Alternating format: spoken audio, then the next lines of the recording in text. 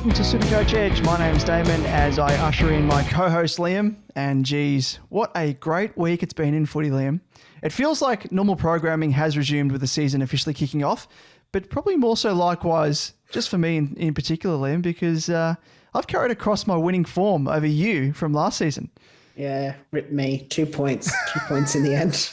Just two. And you know what? At the end of the Adelaide Freo game, we were actually tied. We were tied. And then the dreaded scaling brought me undone. That 2 points.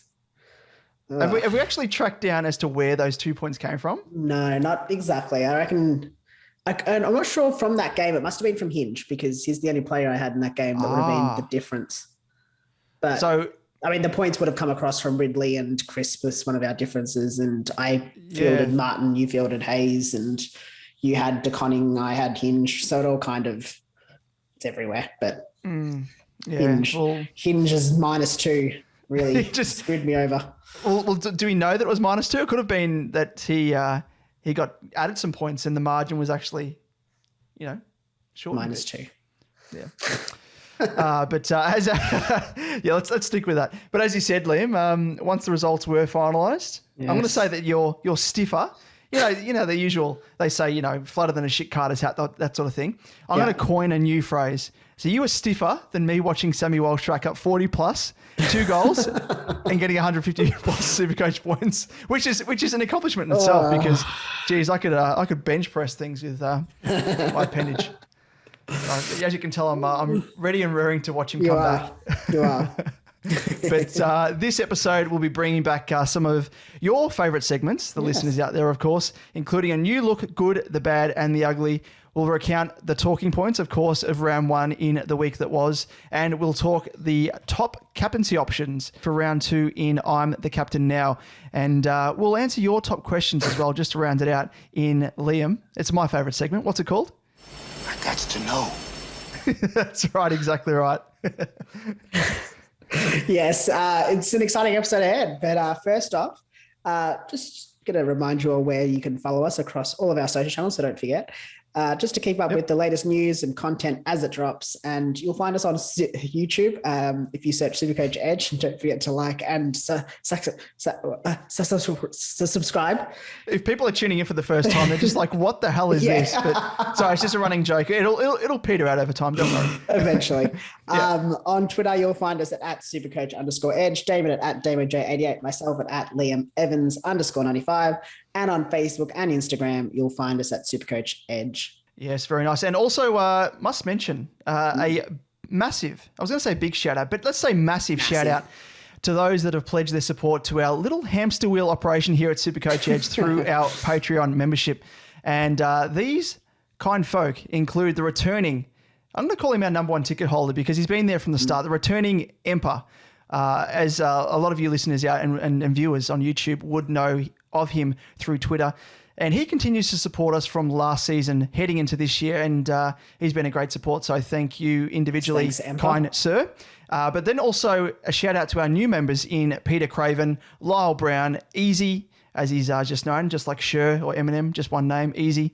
Madonna. Blackie White, or Madonna. Blackie White, Brett Mollison, and Kyle Bullen. So a huge thank you for your collective support. It really does mean a lot to both of us because it comes with a few blood, sweat and tears. Not so much blood, but blood, sweat, tears and a few dollars having to be forked out for a few subscriptions through Podbean and the like. So thank you so much for your continued support. So, of course, there aren't limited seats on the SuperCoach Edge Patreon bus, as it were. So if you'd like to pledge your support also and join the absolute legends that we just mentioned, then head to www.patreon.com/SuperCoach Edge. But Liam, I think it's time we turn around, walk 10 paces, and get ready to draw our pistols as we jump into our first segment, the first returning segment for season 2022, and it is the good, the bad, and the ugly.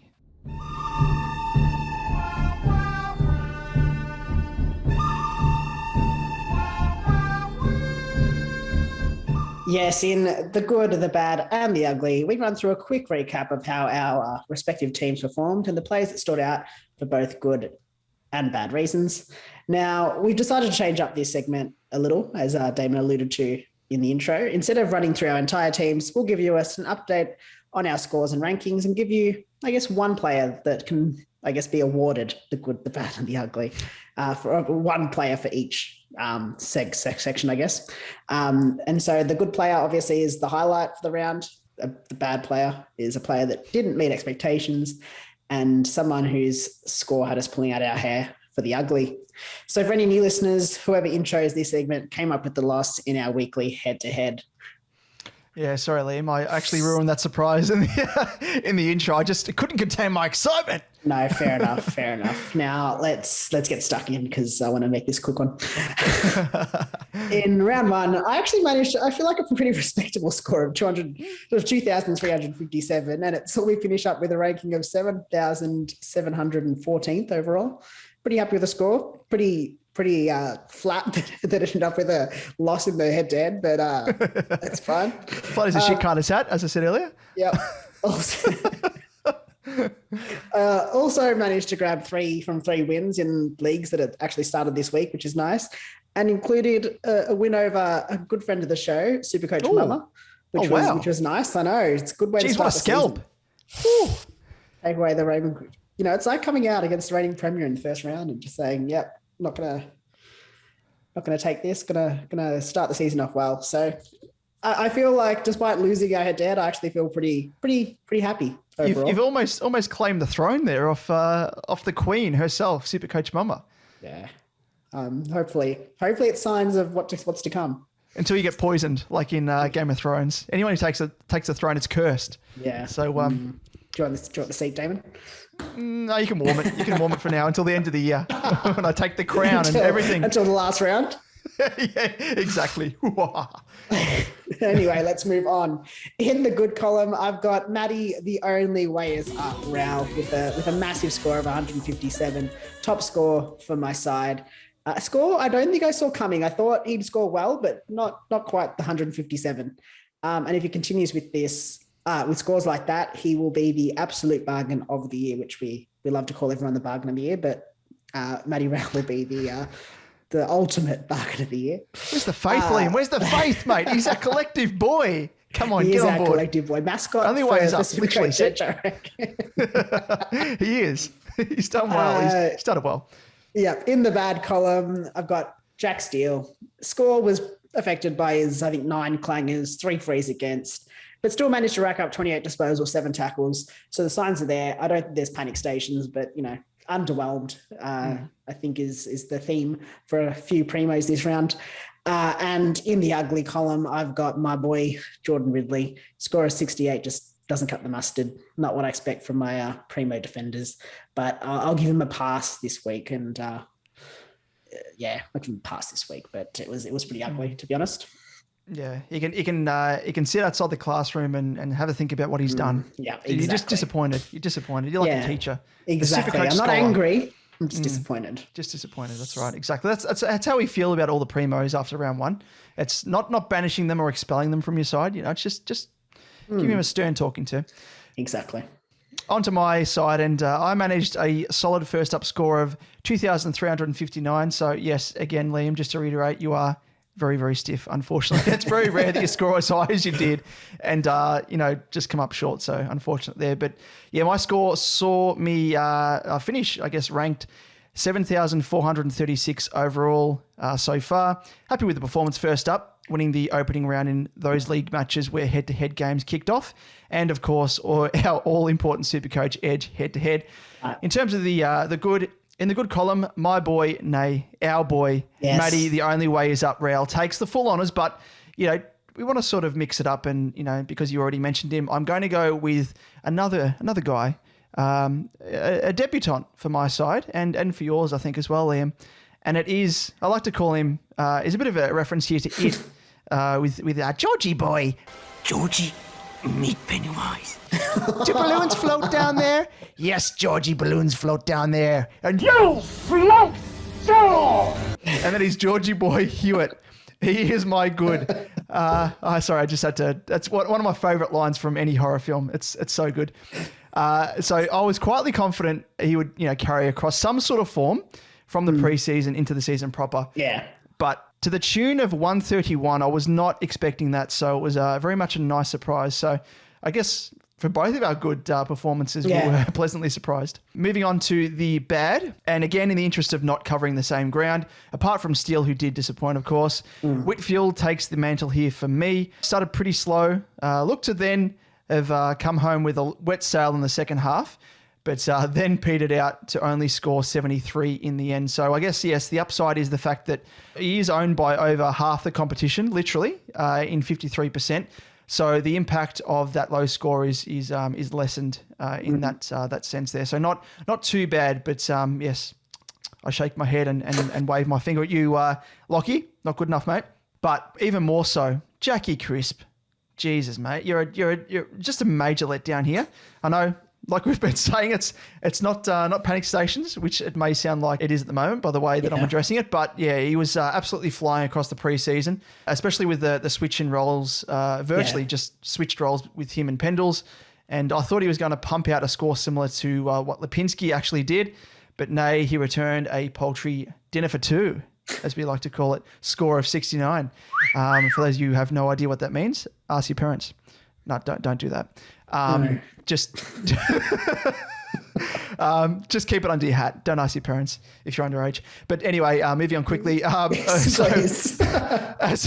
as we like to say with your Premos, just back them in. Round one, I mean, these are the sort of scores that they could have scored, round 12, round 14, round 18. They just happened to do it in round one. Yeah. So back them in, and hopefully they don't do it in round two. But how's it look in terms of our head-to-head, Liam? Well, after one round, you've had one win and I've had zero. Yeah, yes. And there's a point differential of 2. Not much to report. Yeah, to borrow, what was the phrase coined by Donald Trump? Stop the count, stop the votes? Yeah, stop the votes. Stop the votes. That's literally what I'm saying right now because I'm a winner as it stands. Stop the season. Blow the siren. Yeah, blow the siren, exactly. We will win this, and as far as I'm concerned, we already have won it. Anyway. But Liam, let's move on to the next segment, and it is looking back at the first round in the week that was. I don't care if Monday's black, Tuesday, Wednesday, hard to tell, Thursday, never looking back, it's Friday, I'm in love. Yes, in the week that was, we keep you up to date on the key talking points of the round. Yes, and on the positives, we saw some big scores from popular rookie options. Nick Dacos kicked it off with a nice score of 98. Jason Horne-Francis managed a nice solid 75, and Ross, as we like to call him, or Rachel, whatever you want to call yourself, mate, he scored 118. He can call himself whatever he wants because that's he likes. Really, really awesome score. He's just carried his form across from the preseason. But another guy who just blew our socks off in Nick Martin with 114, and you would have been hovering off your seat watching. I was watching the game live, Liam. I was every time the ball was going forward. I was like, just kick it to Nick Martin. Is the only thing that's going well for us today. It was a one shining light. Yeah, it was a bright light. Rising Star nomination. Beautiful. Yes, Rising Star as well. Yeah, fresh off the press. Very much deserved. And also rounding out mature age, not so much a rookie in the sense of his age, but mature age recruit Jack Hayes did impress also, kicked 3 goals and scored 127. But lots of cash generation on the way, you'd probably say, off the back of all of that. I mean, heading to the season, we were worried about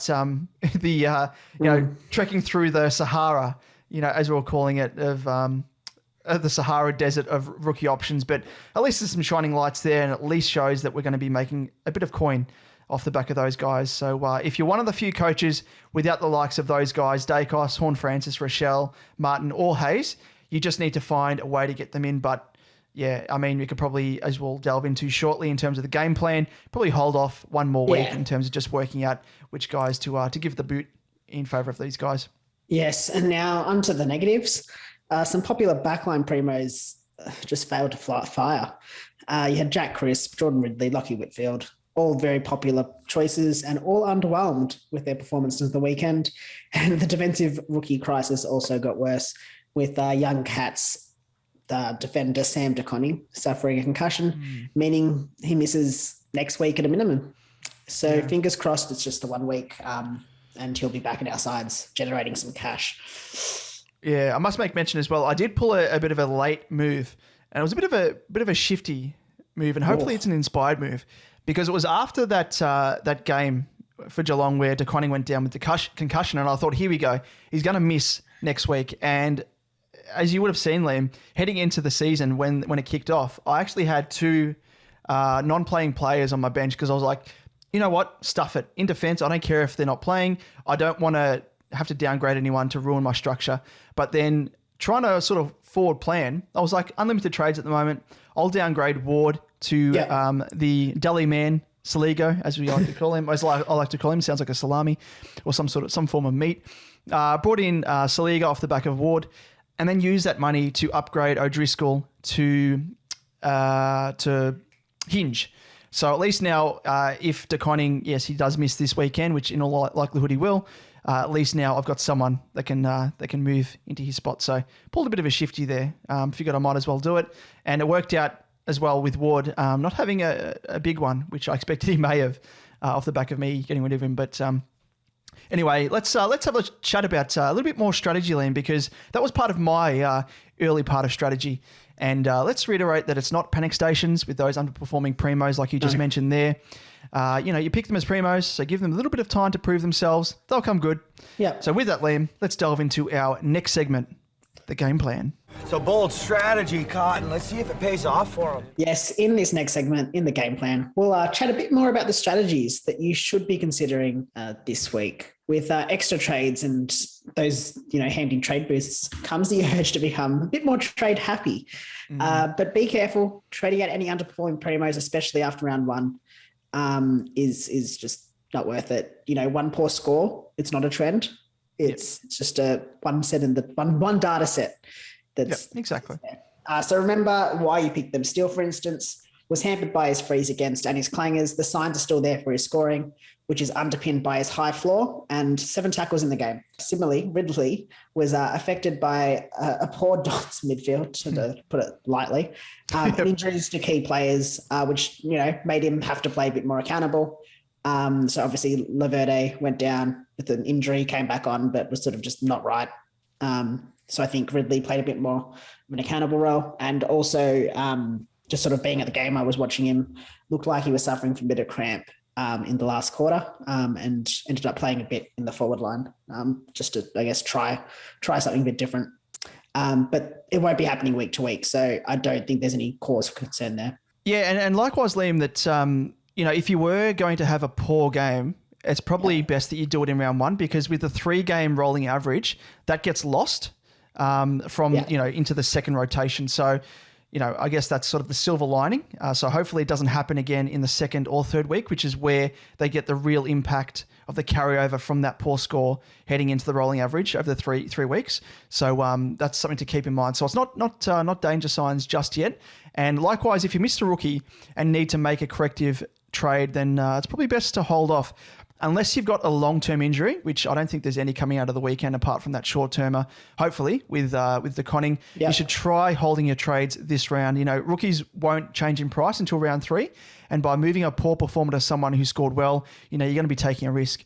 So that player, like Nick Martin or Jack Hayes, for example, could be injured, suspended, dropped, as likely as it is, and you've burnt a trade without getting anything in return. So hold fire at the moment, and just wait for those, those real juicy cash cows to play their second game, because you'd hate to trade them in, and then one of those things that I just mentioned happens.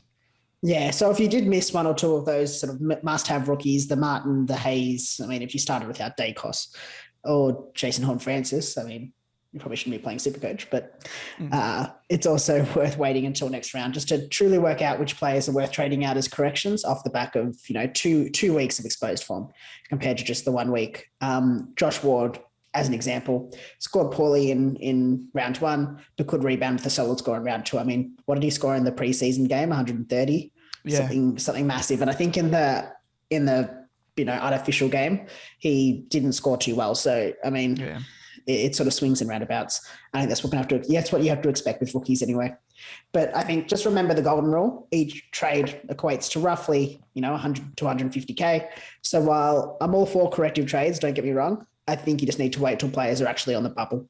And we'll cover those players that you should be targeting with corrective trades in the next episode and the episode after. But definitely wouldn't be trading out yet unless there was an injury or suspension that suspensions are not going to be an issue. But if there's any injuries that sort of come up in the next couple of days, but I'd be surprised if anything happened. Yeah, and just quickly mentioning, just rounding out, the fact that now we've got the trade boost means that you don't really have to be as harsh with, making decisions on cutting players and stuff round 1, round 2. Whereas previously, I know we only got the 2 trades and you've kind of got a forward plan, if there's other guys that you want to sort of fit into the trades across the first 2 weeks before price rises. At least now you can hold fire and come next week if you find that, I could need, I actually need a third trade to, bring in another rookie who puts their hand up. That's a must-have. At least now you've got the 2 trades and the trade boost, and probably that's the time to use it, which we'll delve into a bit next week as well. But that's sort of something to keep in mind as well. Yeah, definitely. But now, Liam, it's time for, I'm going to call it your favourite segment. Why is it my favourite? I don't know, because I do love a captain. Yeah, you do love the captain option, is because you love taking the wheel and just I like the way that you say it, Liam. So give me your best rendition of what this segment is called. A lot of people know what it probably is. I'm the captain now. That wasn't my best, but it wasn't. It was kind of rusty. It was a bit rusty. Yeah, and just after not that feeling... that strong preseason form that you showed, you're kind of a bit like a Jack Crisp maybe. Yeah. You return to form next week. Yeah, that's. Don't trade me out. Don't trade me out after 1 round. Got to stick by you. We'll stick by you. Don't worry. I'm the captain now. That's better. It's better. Anyway, in I'm the captain now, we've scrounged through the data and found the best options for your VC and C this weekend. We've got a few sort of mainstays of the captaincy and vice captaincy options, and we've even plucked out a couple of honourable mentions, some that might be a little bit more left field. Oh, sorry, I was going to say we've just kind of condensed it down a bit. It's a bit different compared to previous years where we've gone through and tried to find, a handful of people. At least now we've tried to make it a little bit easier for you for your listening pleasure, I guess, not having to listen to us talk about a multitude of different options. At least now we've narrowed it down to make it easier for you guys. Definitely. Damon, do you want to kick off? Yes, well, it probably goes as no surprise this is sort of in no real order, but he tops the list because he's first to mind, and it is Jack Macrae, faces my mob in Carlton on Thursday at 7:20, and he's averaged 122.75 over his last 4 against the Blues with scores of 106, 138, 97 and 150, and, he's always a solid VC, or captaincy option. Plays on Thursday night, first up. He's just, it speaks for itself. He's very much the perfect VC option. As we know, last year, I think he ended up winning the most consecutive. I think Emper ended up doing a little bit of a competition unofficially on Twitter. And it was between Lions and Macrae as to who was going to get the most consecutive 100 scores across the year. And I think Macrae ended up coming up trump. Yeah. So, yeah, he's one guy that you can hang your hat on to score a really solid score. So first up, hang your hat on him for the VC. Yep. And now moving on to the next option, Essendon. The Essendon versus Brisbane game on the Saturday sort of twilight game. It's Lachie Neale. He's averaged, and I've seen this so many times, averaged 137.5 over his last 4 against the Dons, with scores of 157 twice, 140 and a 96. And it should just be noted that the 96 comes from his days at Freo. So it's, a completely different team. I thought you might have started there with the 157. Yeah, no, I thought so too. Literally twice. Jeez. Yeah, literally twice. Back to back as well. Very decent option for either the VC or C. I mean, I'd probably be leaning towards the C with Jack Macrae, but I'm sure he will be going big. He just absolutely froths playing the Dons. Bunnies. Yeah, accurate. It sounds like you've suppressed some memories there. Just yeah. Never tag. Just why make a player accountable? Seriously. Yeah. Who was the player that was tagging at the Don? Sorry, just as an aside. Was it Guelphy or there was another player that was tagging? Back in the day, it was Clark. They delisted Clark. him. Yeah. Ruined Cripps. That was for 2 years. Right. Cripps was done after he got the treatment from old mate Clark, who's now no longer on an AFL list. But again, we digress. Yep. But moving on to another solid option in Tuk Miller, the running man. He faces the reigning premiers in Melbourne on Saturday at 8 p.m. Jeez, late game.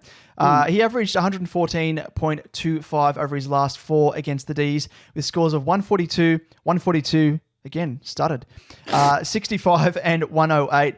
And his most recent scores, so there's 2 most recent scores, are probably more reflective of his scoring potential with those scores prior to that during a time when he was played more as a traditional tagger or hanger-offer. And, he's in ripping form with a score of 137 as he showed on the weekend, and he's as reliable as they come. He's a very good option for the C or the VC if you opt to use that on Took. Yeah, definitely. I quite like that option, actually. Now, in the same game, we've got Clayton Oliver. He's averaged 147.5.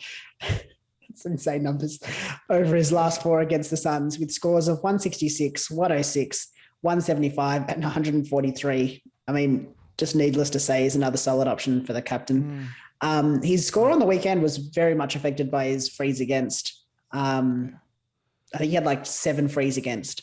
So absolutely massacred his score.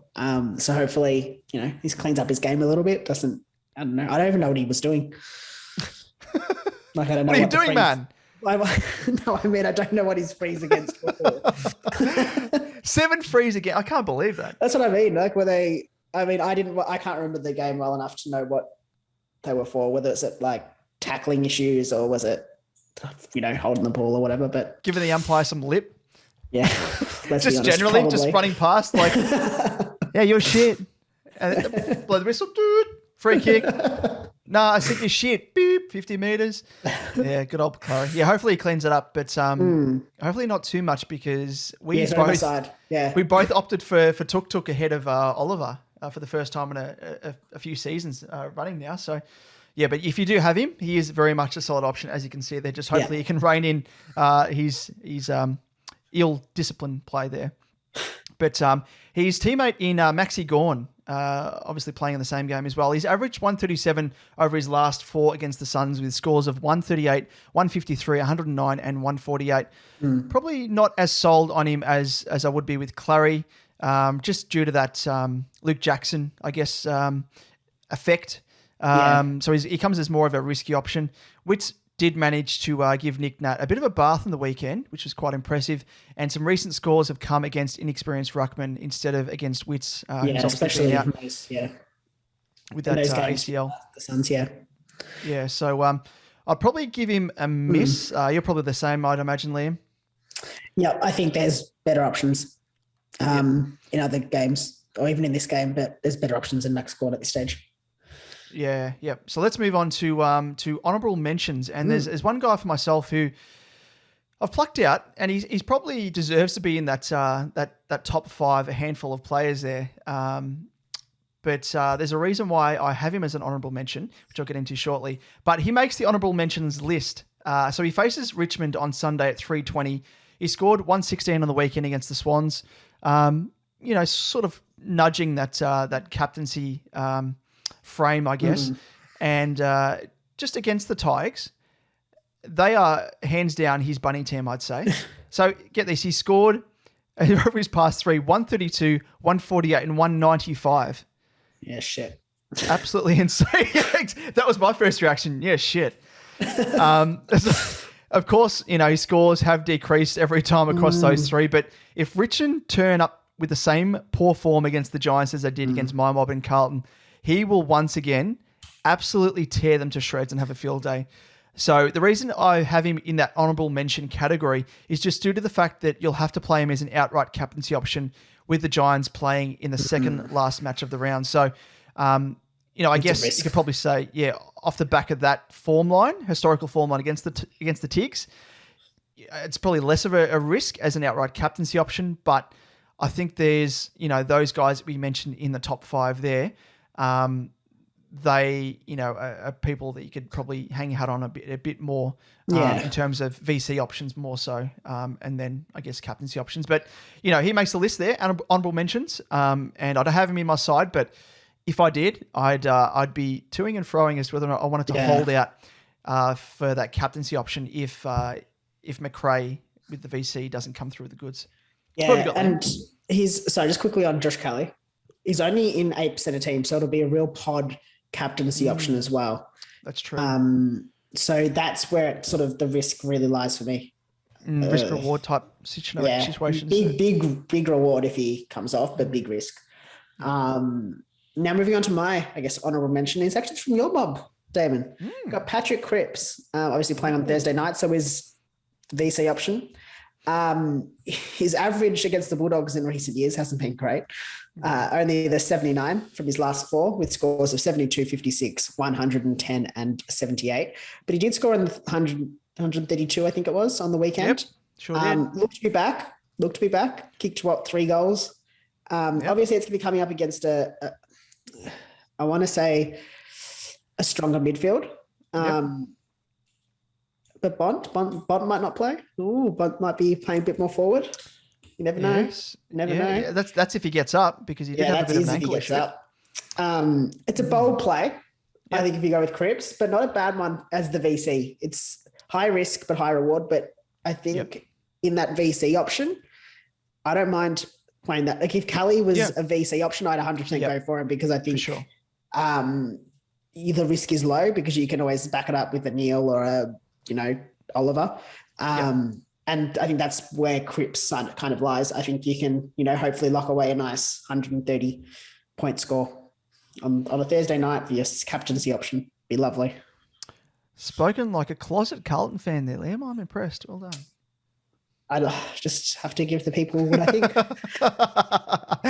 Nah, just pulling your leg. But just with Cripper, so the risk side of things as well, because I did have a quick look at him, just playing devil's advocate and fantasizing if he was in my team, and unfortunately he isn't.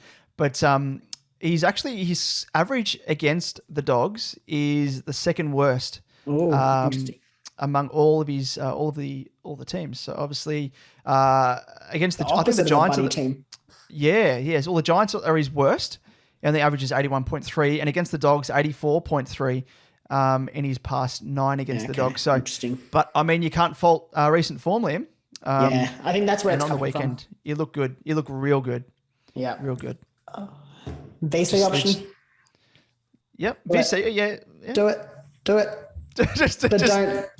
Just take the risk. Gotta live a little bit dangerously, David. Oh, here we go. Austin Powers. I also like to live dangerously. Let's move on. Spoken like a true SuperCoacher without Cripps in his team. Because 100%. If he was in your team, you'd be like, I don't know. I'd be going from McRae 100%. But if you do have him, take the risk. Test it out. Test it. Yeah, test it out. Let us know. Yeah. Anyway, let's move on to our selections, Damon. Who you got? So yes, it's probably been littered throughout in terms of hints as to who it is, and it's no surprise Jack McRae. His form speaks for itself.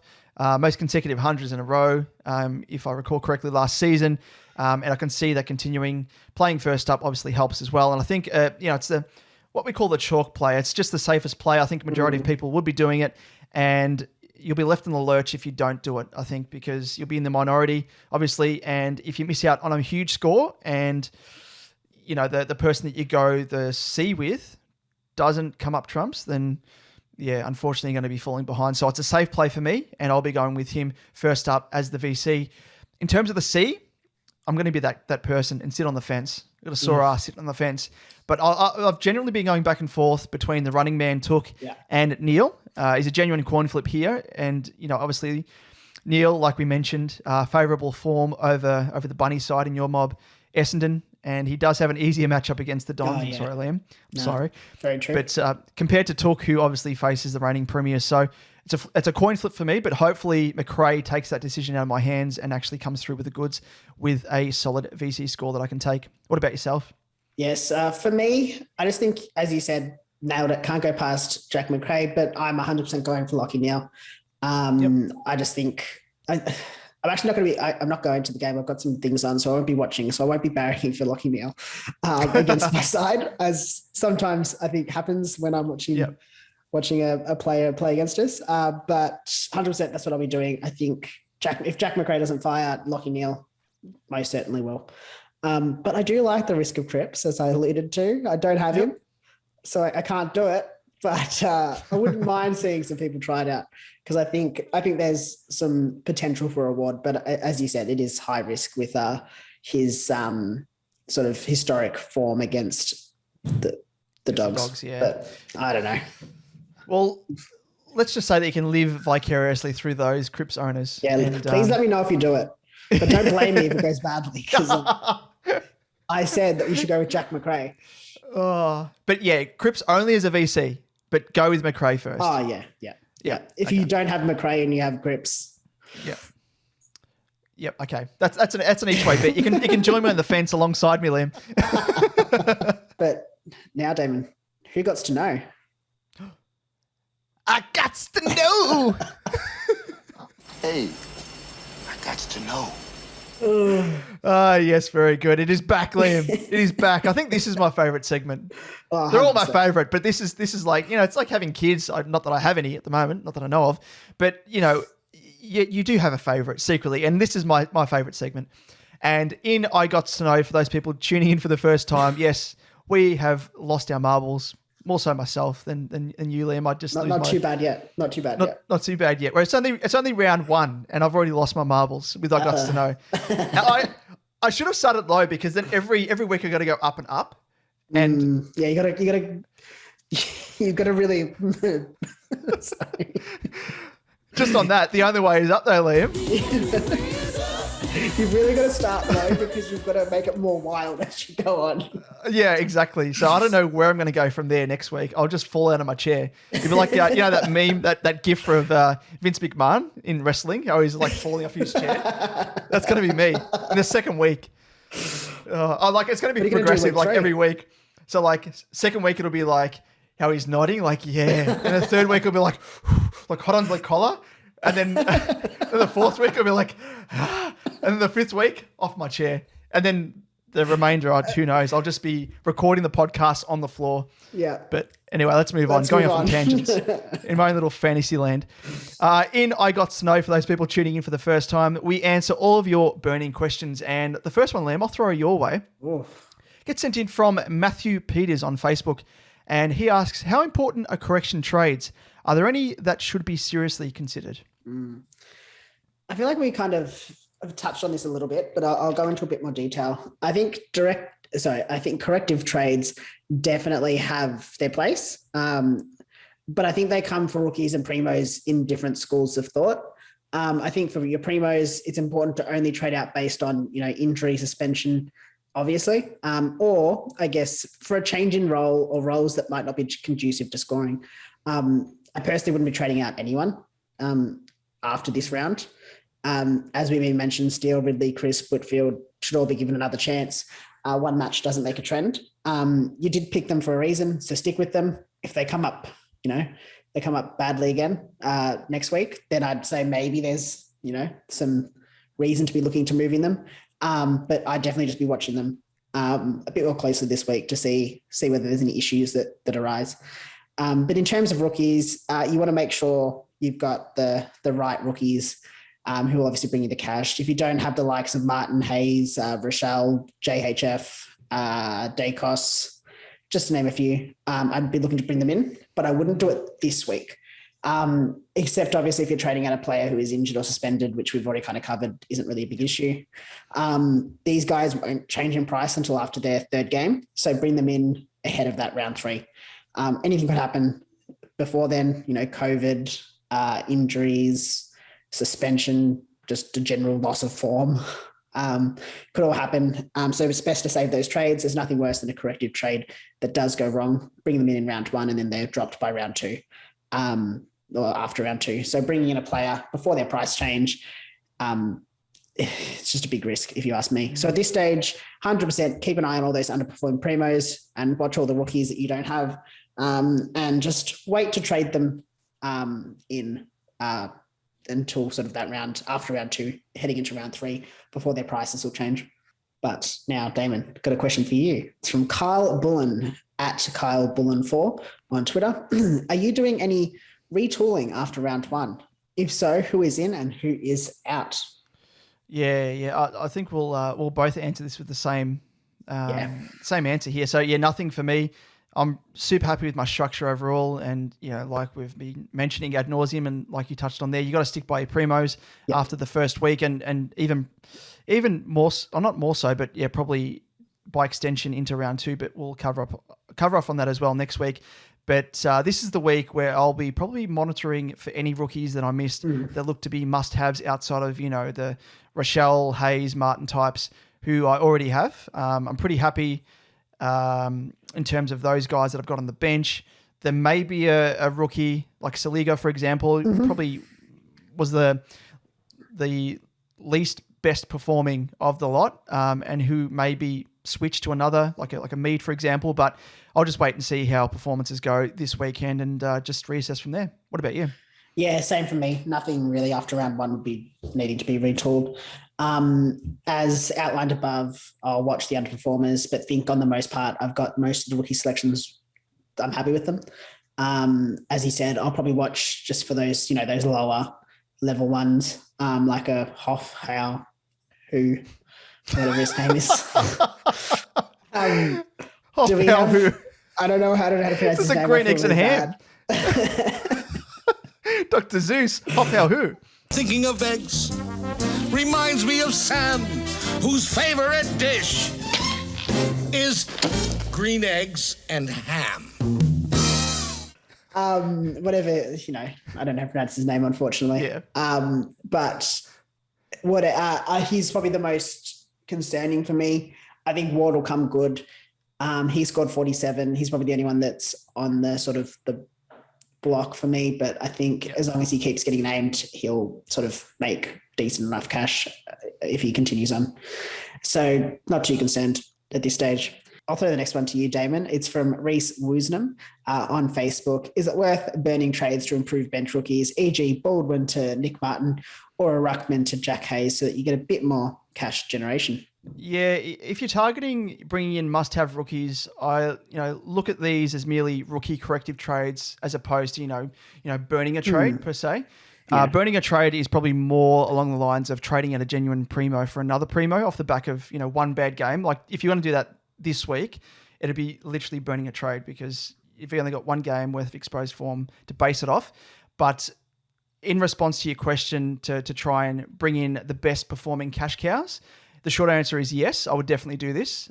Maybe hold off, as we've said, until next week so you can better decide who to cull off the back of 2 weeks of exposed form, such as we've said, Josh Ward. If you need to use 3 trades next week, at least this year compared to others, we have that trade boost you can activate in order to do so. So, just hold off fire on the moment, but 100% aim to bring in Nick Martin and Jack Hayes, because I guess the other reason is as well, because like we mentioned with the underperforming Premos, yes, they perform well in round 1, but if they have an absolute shit game in round 2, their average is going to balance out. And then with that rolling 3-game average, their, potential to make more money is going to be capped. So again, just have a look at that. But I guess weight of numbers is a lot of the competition are going to be trading these guys in, or they already have them. So you'd want to be on the on their sort of cash cow train. Yeah, I agree wholeheartedly there.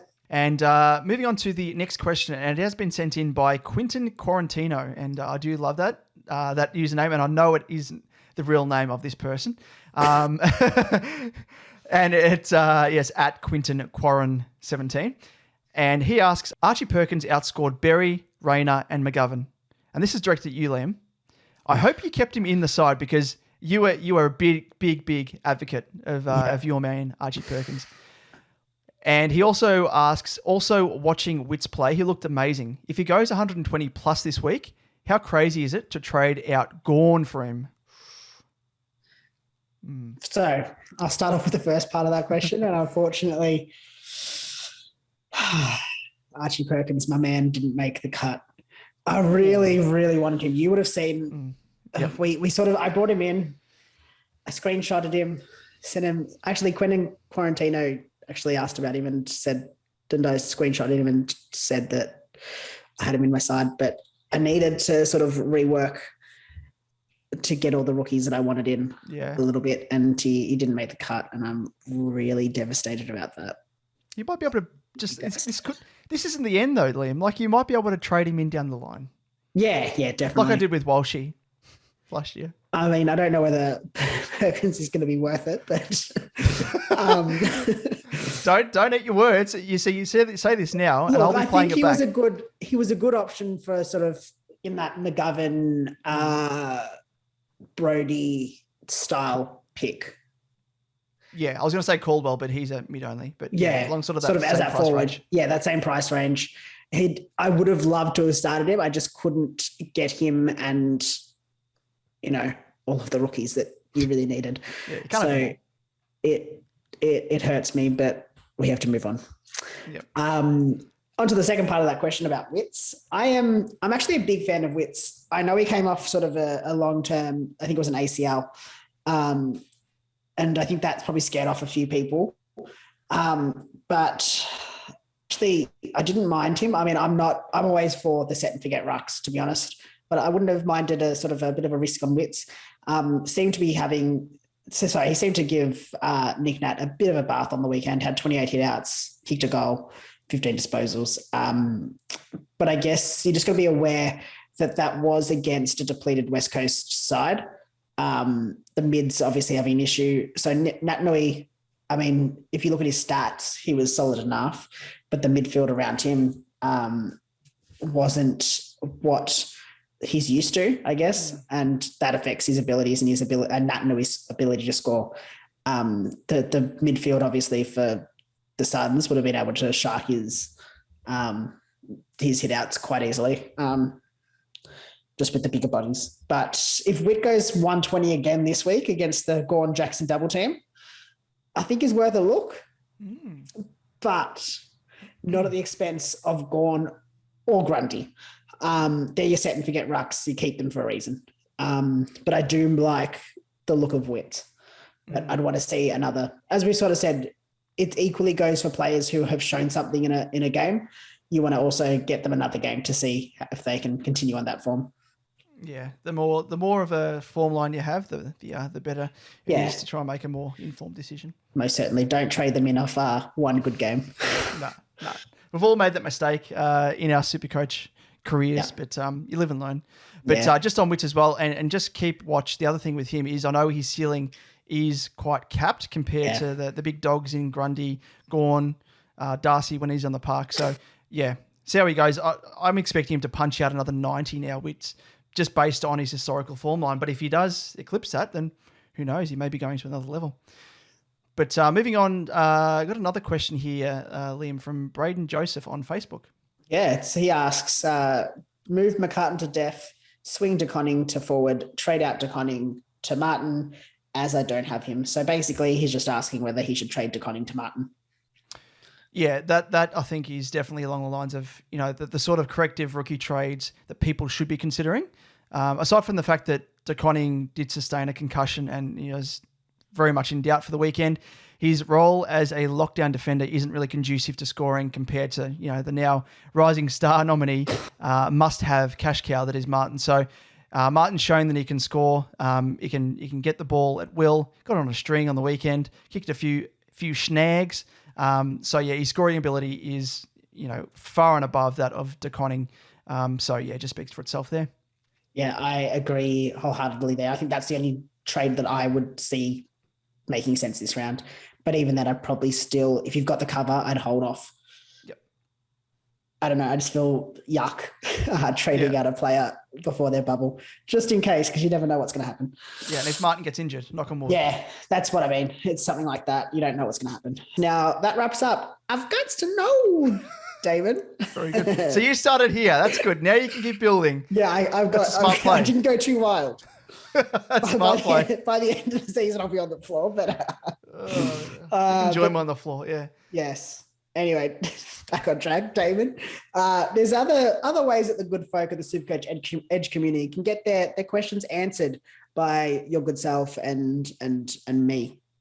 Yes, that's right, Liam. Our listeners can get access to our exclusive Discord channel where they can take part in the thriving group of hardcore fans. There's plenty of banter, great ideas, and questions being asked every day. Yes. All of this is available through our Patreon membership, which you can get access to for as little as $5 a month or at the cost of one coffee, as we like to say. If you're keen for more, you can get just that in our higher tiers as well, where you can also get access to another exclusive option, our exclusive fortnightly live stream chats with both Damon and I, where we'll answer any questions, including some more, team-specific conundrums.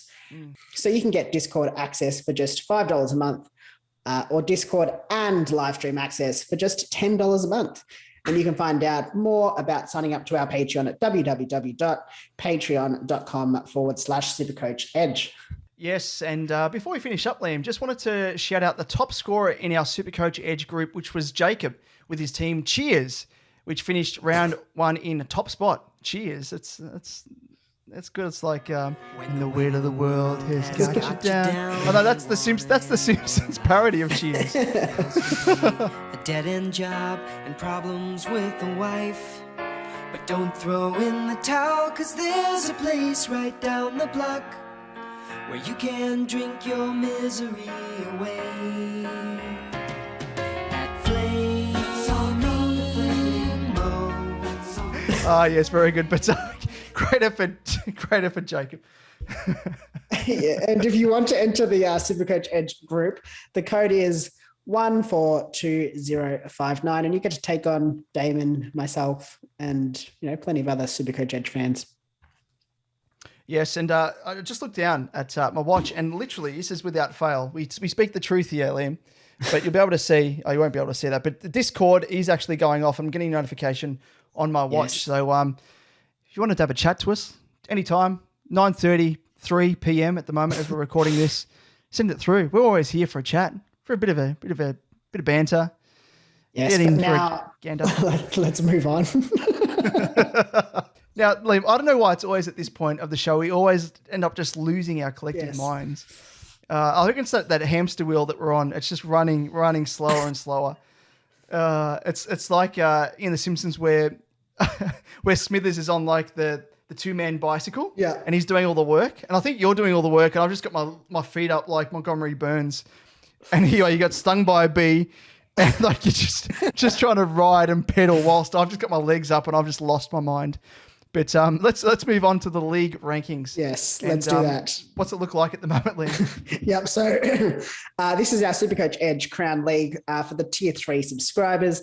The winners from this round are Brett with his team, the Sharpshooters, Damon with his team, DJ Trade-A-Lot, myself with my team, Church of Parish, Peter with his team, Tankman 77, and Bruce with his team, Shuian. And I reckon out of those, your team name has eclipsed mine. DJ Trade-A-Lot. You're the Church of Parish. That's a great name. I feel like I need to have him in my side to have his name in my team. The namesake, yeah. Yeah, like but we'll see. Maybe he'll get there later this year. Yeah, but great effort to come away with the W to all those folk, including your fine self and me. You too. Yep, nice pat on the thank back you. There. Thank you. Pat ourselves on the back. Yes, great effort. And I look forward to more battles across the season, of course, and especially with your fine self, Liam. But that brings us to the end of the show. But before we go, where can our listeners find us across our social channels? Yes, if you want to, watch us on YouTube and get the full visual effect of our podcast in vodcast form, you can search SuperCoach Edge, and just don't forget to like and subscribe so you first know about when the content comes back out. On Twitter, you can search at SuperCoach_Edge, and you'll get all the latest updates and news on our Twitter. You'll find Damon at DamonJ88 and myself at Liam Evans_95. And on Facebook and Insta, just search SuperCoach Edge and you will find us there. Jump across there and check us out and give us a subscribe there, and follow along for all of our content across all of those social channels. But Liam, let's look ahead to round 2, and we'll be back next week and hopefully dish up a few more juicy options for rookies. Assess options when it comes to Premos. Should we keep them? Should we punt them? And discuss it all then. Hopefully it's just simple and it's just keep all the players you've got. There's no issues, no curveballs. Don't trade. Don't trade at all. But well, thanks for tuning in, and we'll catch you next week. See you guys.